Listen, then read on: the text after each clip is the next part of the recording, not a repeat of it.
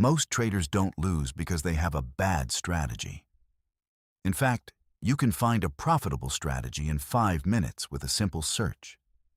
The math is often sound. The logic is there. But most people still fail. Why? They lose because of something much harder to calculate and even harder to control. Their own biology. Fear, greed, frustration, overconfidence. These aren't just feelings. They are powerful chemical responses that override the logical part of your brain.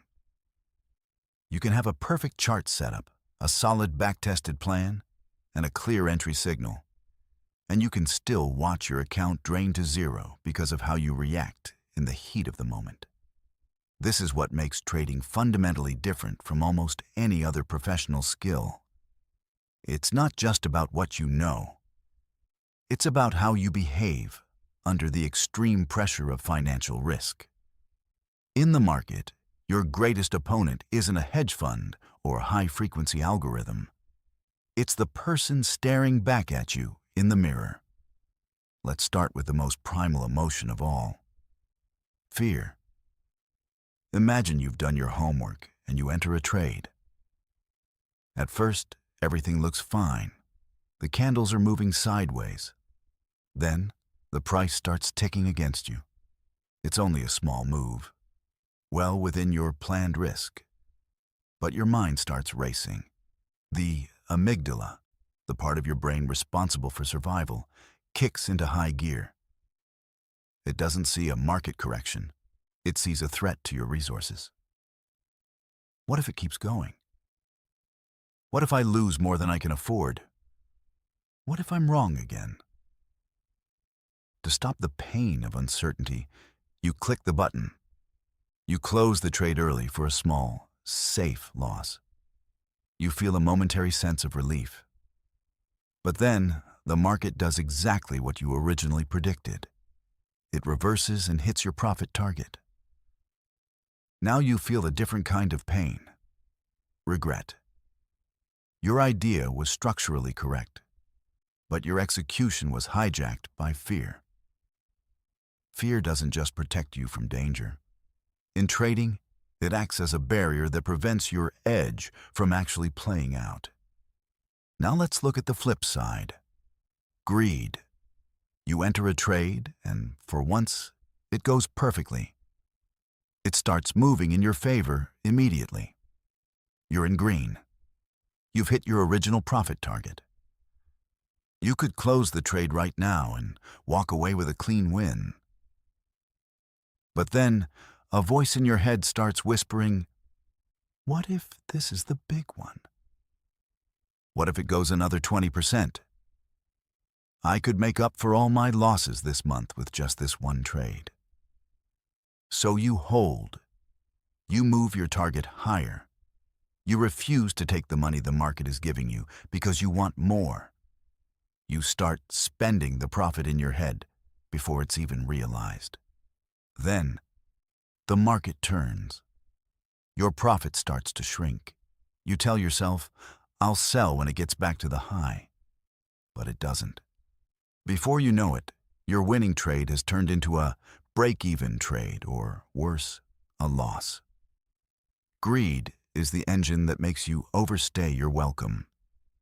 It turns a disciplined exit into a desperate hope. And it's one of the primary reasons why traders fail to actually grow their accounts over time. Now, imagine what happens when you combine that fear and greed with frustration. This is where the real damage is done. After a losing trade, especially one that was right but exited in fear, most traders feel an intense, burning need to recover. They think, the market stole that from me. I need to make it back right now. This is the birth of revenge trading. You stop looking for high-probability setups and start looking for repayment. You take another trade immediately. You don't wait for a signal. To make the money back faster, you double your position size. You're no longer trading the market. You are arguing with it. But the market has no ears and no ego. It doesn't care about your recovery. Revenge trading is a mechanical disaster because it throws your risk management out the window. You're making decisions based on your internal emotional state rather than the external market reality. And emotional decisions in a mathematical environment are rarely, if ever, consistent. What happens after a winning streak? Most people think this is the safe zone, but it's actually where some of the biggest blowouts happen. Confidence is necessary for a trader, but it can easily morph into overconfidence. When you win 4 or 5 times in a row, you start to feel invincible. You think, "I've finally cracked the code. I understand the secret rhythm of the market." You stop being a student of the charts and start acting like a master. Because you know you're going to win, you take a massive position. You relax your rules. You take a shaky trade because you feel like you can't lose. This is the God complex. And the market has a very expensive way of teaching humility. Overconfidence is a silent killer because it doesn't feel like a problem while it's happening. It feels like success. But it slowly erodes the very discipline that gave you the wins in the first place. One arrogant trade is often enough to wipe out weeks of careful, disciplined work. Why are we so bad at this? Why are emotions such a recurring problem? It's because the human brain evolved for a world of certainty. In nature, if you see a predator, you run. If you find a fruit tree, you eat everything you can. Our brains are hardwired to avoid immediate pain and chase immediate rewards. But the stock market is an environment of pure uncertainty. Every single trade has a random outcome. Your brain doesn't like that. It tries to protect you by creating fear when things look uncertain and creating greed when things look rewarding. These aren't mistakes in the biological sense. They are survival mechanisms that kept our ancestors alive. But in the context of professional trading, these natural responses are maladaptive. The market doesn't reward your survival instincts. It rewards your ability to act against them. It rewards mechanical consistency over biological reaction. This brings us to the most important realization in a trader's journey. The goal isn't to become a robot or to remove emotions completely. That is impossible. As long as you are human, you will feel the sting of a loss and the rush of a win. The real skill of a professional trader is management.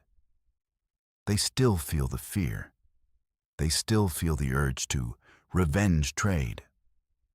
But they have built a structural wall between what they feel and what they do. They follow a predefined structure regardless of their internal state. They have written rules. They have hard risk limits. They don't rely on their willpower in the heat of the moment, because they know that under pressure, willpower fails. They rely on their system.